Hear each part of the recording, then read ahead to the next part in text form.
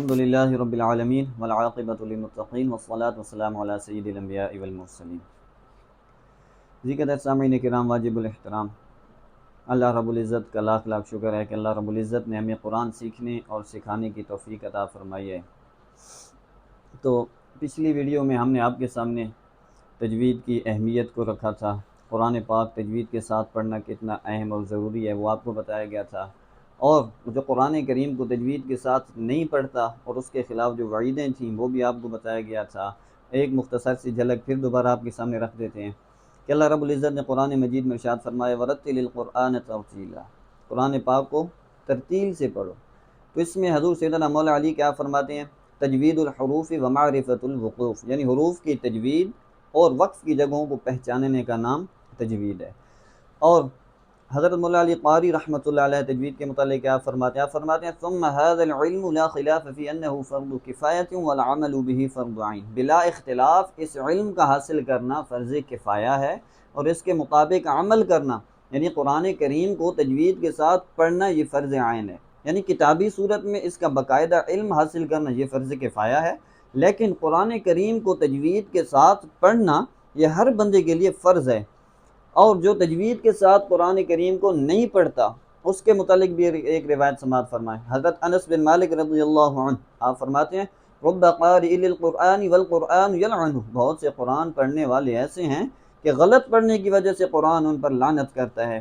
تو ذی قدر سامعین کرام آپ سے گزارش ہے خدا را قرآن کریم کو تجوید کے ساتھ پڑھنا سیکھو۔ اگر آپ چاہتے ہیں آپ کی نماز درست ہو، آپ قرآن کو درست پڑھنا چاہتے ہیں تو قرآن کریم کو تجوید کے ساتھ پڑھیں۔ کیوں؟ تجوید کے علاوہ قرآن ہے ہی نہیں، قرآن صرف تجوید کے ساتھ ہے۔ علامہ جزری رحمۃ اللہ علیہ کیا فرماتے ہیں جس میں وَهَكَذَا مِنْهُ إِلَيْنَا وَصَلَ، یعنی قرآن کریم اللہ رب العزت کی طرف سے تجوید کے ساتھ ہی نازل ہوا ہے اور ہم تک یہ تجوید کے ساتھ ہی پہنچا ہے۔ تو اس لیے آپ حضرات سے گزارش ہے کہ اس سبق کو ہم باقاعدگی سے، آج سے پہلا درس، آج ہمارا پہلا سبق ہے، ہم حروف تہجی کی مشق آپ کو کرائیں گے انشاءاللہ۔ میں اللہ رب العزت کی ذات پر بھروسہ کرتے ہوئے آپ سے کہتا ہوں کہ جو بھی ہمارے ساتھ منسلک ہو جائے گا انشاءاللہ عز و جل اسے تجوید کے ساتھ قرآن کریم پڑھنا آ جائے گا، کوئی بھی مشکل نہیں ہے۔ میں نے اپنی پوری زندگی میں کوئی ایسا شخص نہیں دیکھا جس نے تجوید و قرآن سیکھنے کی کوشش کی ہو، تجوید قرآن پاک تجوید کے ساتھ پڑھنے کی کوشش کی ہو لیکن وہ نہ پڑھ سکا ہو، ایسا نہیں ہوتا۔ تو چلتے ہیں سامعین ہم مخارج کی طرف۔ قرآن کریم میں جو الف سے لے کر یا تک تمام حروف ہیں، الف سے لے کر یا تک پورا قرآن کریم انہی کے ساتھ لکھا گیا ہے۔ تو سب سے پہلے ہم ان کی حروف تہجی کی ہی مشق کریں گے تاکہ ہمیں آگے چلنے میں آسانی ہو۔ تو چلتے ہیں بسم اللہ الرحمن الرحیم۔ تو ایک اور گزارش ہے کہ جتنے حضرات یہ ویڈیو دیکھ رہے ہیں وہ میرے ساتھ ساتھ اس کو ادائیگی، میں آپ کو طریقہ ادائیگی بھی انشاءاللہ بتاؤں گا، آپ ساتھ ساتھ اس میں کیا کریں گے، پڑھتے ہیں۔ بسم اللہ الرحمن الرحیم۔ الف، اب سب سے پہلے یاد رہے الف جو ہے، الف خود اکیلا نہیں پڑھا جاتا، الف اپنے سے پہلے والے حرف سے ہمیشہ مل کر پڑھا جاتا ہے۔ الف کب پڑھا جاتا ہے؟ جب الف سے پہلے والے حرف کے اوپر زبر ہوتی ہے، الف تب پڑھا جاتا ہے۔ الف سے پہلے پیش آ جائے الف تب بھی نہیں پڑھا جائے گا، الف سے پہلے زیر آ جائے گا الف پھر بھی نہیں پڑھا جانا۔ الف اس صورت میں پڑھا جائے گا جب الف سے پہلے والے حرف پر زبر ہوگی، یعنی الف مدہ ہوگا، الف تب پڑھا جائے گا۔ تو چلتے ہیں الف با تا ثا، تو ہم نے یہ لائن پڑھی ہے۔ تو اس کا طریقہ ادائیگی صحیح کیا ہے؟ اب یہاں پر جو سادے پڑھے ہوتے ہیں وہ بے پڑھ دیتے ہیں یا با کو صحیح نہیں پڑھتے۔ تو با کا صحیح طریقہ ادائیگی کیا ہے؟ با کو شدت کے ساتھ پڑھنا ہے، دونوں ہونٹوں کی تری والی جگہ سے با ادا ہوتی ہے، با با۔ آپ ویڈیو میں ساتھ ساتھ پڑھتے ہیں با، پھر آگے ہے تا۔ اب تا کو اکثر لوگ یعنی کہ سادے انداز میں تا پڑھ دیتے ہیں تا، لیکن تا کو ادا کرتے وقت اس میں ایک صفت ہے ہمس جسے کہتے ہیں۔ ہمس جن حروف میں پائی جاتے ہیں ان حروف کو ادا کرتے وقت سانس جاری رہتا ہے، جس طرح فا ہے، اب فا کو پڑھیں فا ح شین، یہ حروف محموسہ ہیں، یعنی انہیں ادا کرتے وقت سانس جاری رہتا ہے۔ اسی طرح تا کو ادا کرتے وقت بھی سانس جاری رہے گا، ہم اسے تا نہیں پڑھیں گے بلکہ تا اس میں ہمس کی صرف جاری رہے گی۔ آگے ہے سا۔ اب اس حرف میں بہت سی کمزوریاں پیدا ہو جاتی ہیں اگر آپ تجوید صحیح نہیں سیکھے ہوئے، تو اس کا صحیح طریقہ ادائیگی آج انشاءاللہ آپ کو سمجھ آ جائے گا، اور آپ آج کے بعد آپ انشاءاللہ سا کو بھی درست ادا کر لیں گے۔ اب سا کا صحیح طریقہ ادائیگی کیا ہے؟ اگر ہم سا کو صحیح طریقہ سے ادا نہیں کریں گے تو یہ سین کے مشابہ ہو جائے گا۔ تو ہم آج آپ کو سکھائیں گے کہ سا صحیح طریقے سے کیسے پڑھنا ہے۔ سب سے پہلے یاد رکھیں، زبان کی جو نوک ہے، زبان کی نوک، اس کو رکھنا ہے اوپر والے دانتوں، سامنے والے جو اوپر والے دانت ہیں اسے ثنایا علیہ کہتے ہیں، اوپر والے دانتوں کے اندرونی کناروں پر ہم اسے رکھیں گے۔ سا سا۔ جب زبان ہم اوپر رکھ دیں گے تو پھر سیٹی کی آواز نہیں نکلے گی، اگر اس میں سیٹی کی آواز نکل گئی تو یہ سین بن جائے گا۔ تو اس کا صحیح طریقہ ادائیگی کیا ہے؟ زبان کی نوک اوپر والے دانتوں پر رکھ دیں۔ آپ زبان کی نوک دانتوں کے اوپر رکھ دیں اس طرح، جب زبان اوپر رکھ دیں گے پھر وہیں سے زیادہ زور بھی نہیں لگانا، آرام سے وہیں پر زبان رکھ کر وہیں سے ادا کریں۔ سا سی سو۔ اس کی 2-3 مرتبہ مشق کریں، اسے بار بار پڑھنے کی کوشش کریں۔ سا سی سو، سا سی سو، اس کی آپ بار بار مشق کرتے رہیں گے۔ اور اس میں ایک بات کا خیال رکھنا ہے، اس میں سیٹی کی آواز پیدا نہ ہو، اگر سیٹی کی آواز پیدا ہو گئی تو یہ سا کی بجائے سا بن جائے گا۔ سا بنا تو قرآن کریم میں جہاں بھی آپ سا کی جگہ سین پڑھ دیں گے معنی فاسد ہو جائے گا، آپ کی نماز بھی باطل ہو سکتی ہے۔ تو اس لیے آپ اس حرف کی بار بار پریکٹس کریں، انشاءاللہ یہ آپ کی بہتری ہو جائے گی اس میں۔ پھر آگے ہے جیم۔ اب جیم کا طریقہ ادائیگی کیا ہے؟ اکثر لوگ اچھے بھلے جو تجوید کے ساتھ پڑھ لیتے ہیں وہ بھی اس میں مسٹیک کر دیتے ہیں۔ وہ کیا ہے؟ ہم اکثر اصل جیم کا مخرج ہے وسط لسان اور مقابل کا تعلق، یعنی زبان کے درمیان سے جیم ادا ہوتی ہے، اگر آپ اس کو زبان کی نوک سے ادا کر دیں گے جیم جیم تو یہ مخرج غلط ہو جائے گا، اور اس میں ایک صفت ہے ہمس جو جیم میں نہیں ہے، اگر ہم جیم زبان کی نوک سے پڑھیں گے تو اس میں صفت ہمس پیدا ہو جائے گی، اور اس سے جیم جو ہے وہ جیم بن جائے گی۔ تو اس سے آپ کوشش کریں زبان کے درمیان سے اور تالو کے وسط دونوں کے درمیان سے ادا کریں گے جیم۔ 2-3 مرتبہ اس کی پریکٹس کریں، دوبارہ میرے ساتھ پڑھیں جیم۔ اس کو ساکن کر کے بھی پڑھ سکتے ہیں، جیسے اج اج اج، اب اسے اج اج اج، اب یہ صحیح طریقہ ادائیگی نہیں ہے۔ زبان کے جب درمیان سے ادا کریں گے تو وہاں سے جیم یہ غلط آواز نکل ہی نہیں سکتی۔ تو آپ اس حرف کو سمجھیں، اس کی بار بار پریکٹس کریں کہ کیسے ادا کرنا ہے، اج اج اج۔ تو چلتے ہیں آگے، جیم ہا ہا۔ اب یاد رہے ہا ایک ہوتا ہے ہا اور ایک ہوتا ہے ہا، 2 آنکھوں والا۔ اب ان کے طریقہ ادائیگی میں بسا اوقات بلکہ جو بھی تجوید کے ساتھ قرآن نہیں پڑھ سکتا وہ اس کا صحیح طریقہ ادائیگی نہیں جانتا۔ اور یاد رہے معنی کتنا فاسد ہوتا ہے، سورہ فاتحہ میں پڑھتے ہیں الحمد، وہاں پر ہا ہے الحمد، اگر کوئی تجوید کے ساتھ نہیں پڑھ سکتا الحمد کی بجائے الحمد پڑھ دے، یہ والی ہا پڑھ دے، تو الحمد کا معنی ہے تمام تعریفیں، اور حمد کا الحمد پڑھیں گے الحمد کا معنی ہے موت کا طاری ہونا۔ اب دیکھیں معنی کتنا فاسد ہو گیا تجوید کے ساتھ قرآن نہ پڑھنے کی وجہ سے۔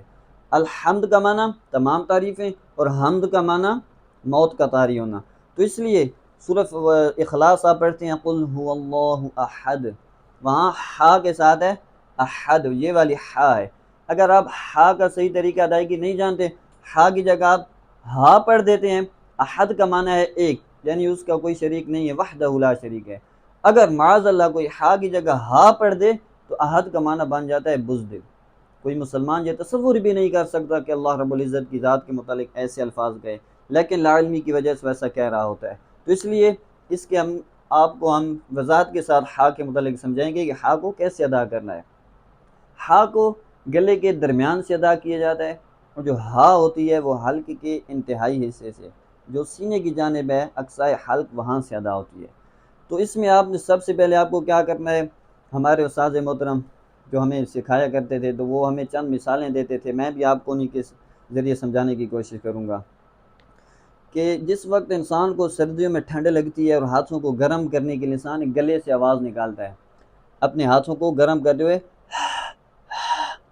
اس طرح اپنے گلے سے ایک آواز نکالتا ہے، ٹھیک ہے۔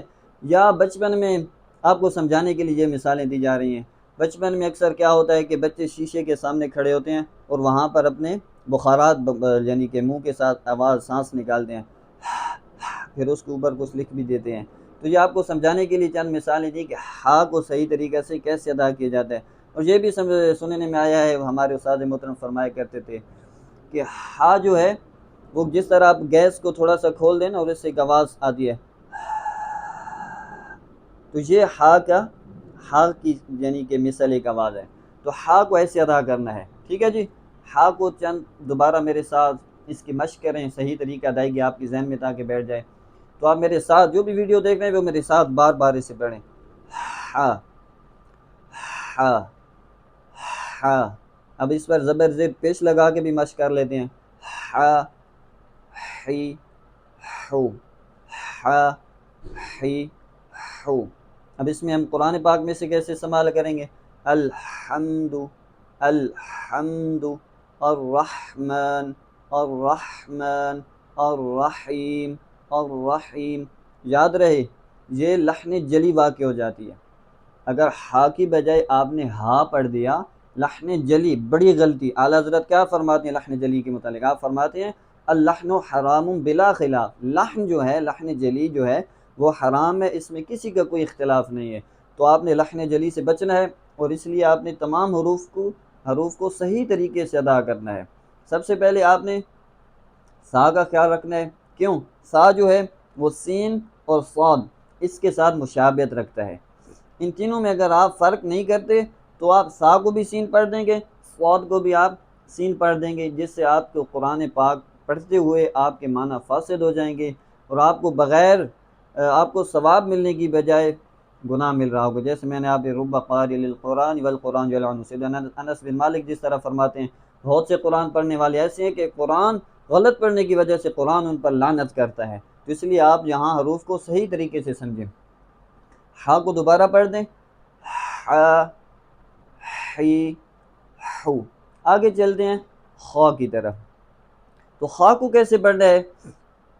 خا کا یہ جو طریقہ ادائیگی ہے وہ اکثر اوقات بہت اچھے پڑھنے والے خا کو غلط پڑھ دیتے ہیں، کیونکہ خا جو ہے حروف مستعلیہ میں سے ہے، پر حروف میں سے ہے، جو حروف پر پڑھے جاتے ہیں ان میں خا شامل ہے، سب سے پہلا پر حرف خا ہے۔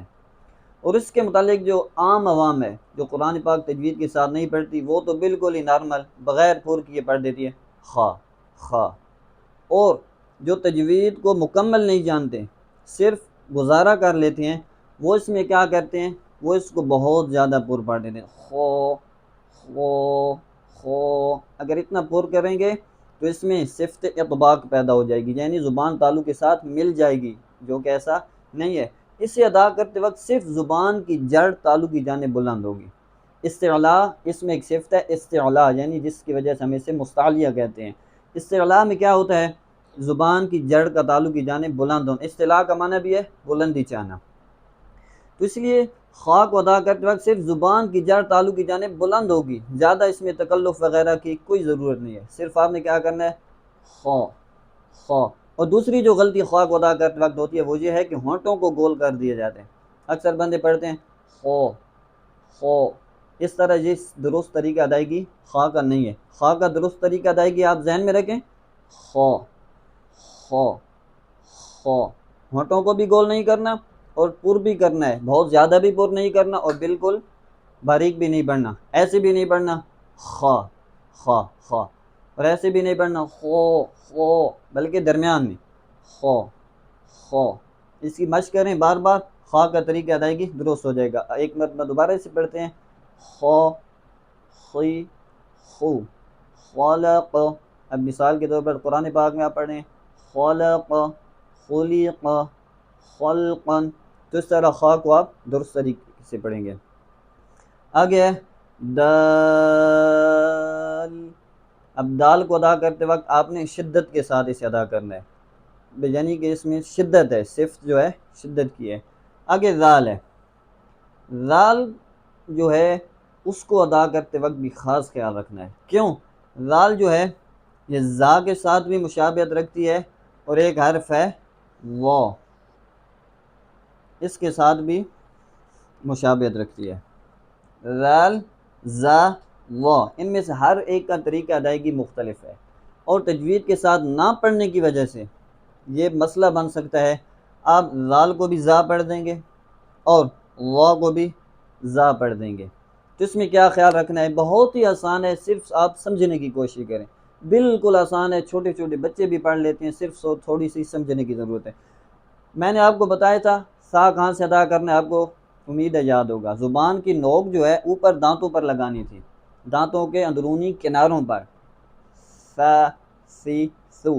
اب زال بھی وہیں سے ادا ہوتا ہے، زبان کی نوک ثناء علیہ کے اندرونی کنارے، یعنی زبان کی نوک آپ اوپر والے دانتوں پر رکھیں گے، وہاں جب آپ رکھ لیں گے، اکثر بعض اوقات بندے کیا کرتے ہیں، وہاں نوک رکھتے ہیں، اس کے بعد وہاں سے ہٹا لیتے ہیں اور پھر زا بن جاتا ہے۔ اس طرح نہیں کرنا، زبان کی نوک اوپر رکھیں دانتوں پر اور وہاں سے پڑھیں لال، لال، لال۔ اگر اسے ادا کرتے وقت آپ کی آواز میں سیٹی پیدا ہو رہی ہے، رگڑ پیدا ہو رہی ہے، تو آپ سمجھیں آپ صحیح مخرج سے ادا نہیں کر رہے۔ اگر یہ آواز آ رہی ہے نا ز، ز، تو یہ والا حرف ہے، وہ زال نہیں ہے۔ اگر رگڑ آ رہی ہے، جیسے رگڑ آئے گی فوراً زا بن جائے گا۔ تو آپ نے کیا کرنا ہے، زبان جب آپ اوپر دانتوں پر رکھ دیں گے تو وہاں سے رگڑ آ ہی نہیں سکتی، اگر کوئی کوشش بھی کرے رگڑ پیدا کرنے کی تو وہاں سے رگڑ نہیں آ سکتی۔ تو آپ نے کیا کرنا ہے، زبان کو اوپر رکھنا ہے دانتوں پر۔ اب آپ دانتوں پر زبان اوپر رکھ دیں، جب آپ نے رکھ لی تو آپ وہیں سے پڑھیں گے لال، لال۔ میرے استاد محترم فرمایا کرتے کہ لال کو جو طریقہ ادائیگی ہے وہ آپ اس طرح سمجھیں کہ آپ کی زبان پر زخم ہے، اور زخم کی وجہ سے آپ زبان کو بالکل آرام سے لگاتے ہیں، یعنی کہ زال کو ادا کرتے وقت زبان کو اوپر زور کے ساتھ ملانا نہیں ہے، زال، زال، زور نہیں لگانا، یعنی جس طرح زبان پر زخم ہو اور آدمی زبان کو آہستہ آہستہ لگاتا ہے، اسی طرح آپ زبان کو دانتوں پر آرام سے رکھیں گے، لال، لال۔ اب اس کو آپ دوبارہ چند بار اس کی مشق کریں تاکہ لال کا مخرج آپ کو صحیح طریقے سے ذہن نشین ہو جائے۔ دوبارہ اسے پڑھ لیتے ہیں، لال۔ اب اس پر زبر زیر پیش لگا کے بھی پڑھ سکتے ہیں، لال، زبر، ر، ری، رو۔ زبان کو اوپر ہی رکھنا ہے دانتوں کے کناروں پر، اگر وہاں سے زبان آپ نے ہٹا لی تو آپ کا حرف غلط ہو جائے گا۔ آپ احتیاط کریں، بات کو سمجھیں صحیح طریقے سے، اور اس کے میرے ساتھ ساتھ آپ پڑھتے ہیں۔ اب کیسے پڑھنا ہے اسے، لال، ر، ری، رو، یعنی اگر زبر زیر پیش لگائیں گے تو اس کی آواز اس طرح بن جائے گی۔ اب اگر یہاں پر زبر لگائیں گے تو زال زبر ر، زال زیر ری، اور پیش لگائیں گے تو بھی اس کی طریقہ ادائیگی کچھ اس طرح بن جائے گی۔